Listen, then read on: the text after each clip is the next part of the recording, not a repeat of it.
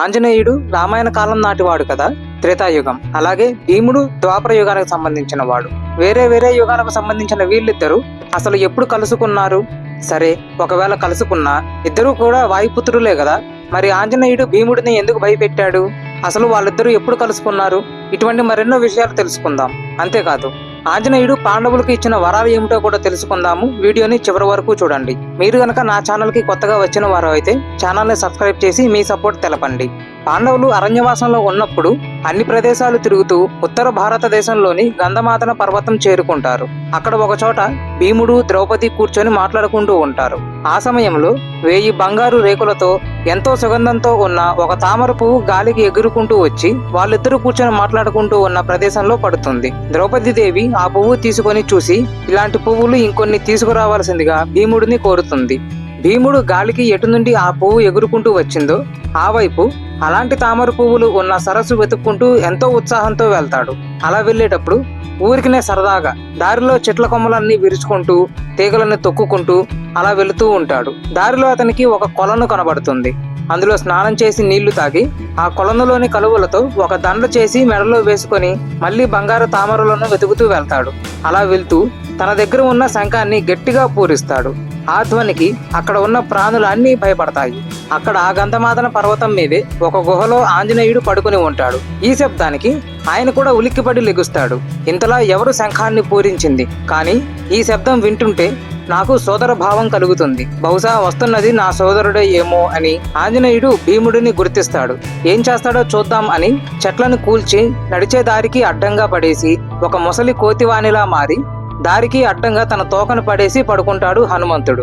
అటుగా వచ్చిన భీముడు ఆ కోతిని చూసి నిద్ర లేపుదాం అని మళ్లీ శంఖాన్ని పూరిస్తాడు.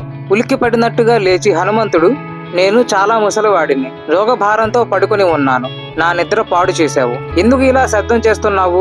ధర్మం తెలీదా నీకు? భూతదయ లేదా? ఎందుకు ఒక కోతిని నిద్ర లేపడానికి ఇలా పెద్ద పెద్ద శబ్దాలు చేస్తున్నావు?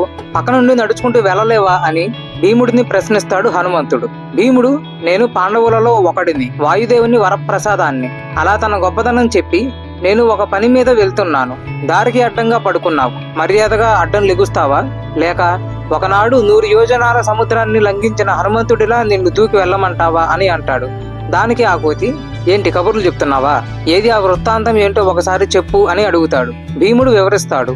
దానికి ఆ ముసలి కోతి, దూకటాలు గెంతటాలు ఇవన్నీ ఎందుకులే కానీ ముసలివాణ్ణి కదా, కొంచెం ఆ తోక పక్కకి జరిపి వెళ్ళిపో అని అంటాడు.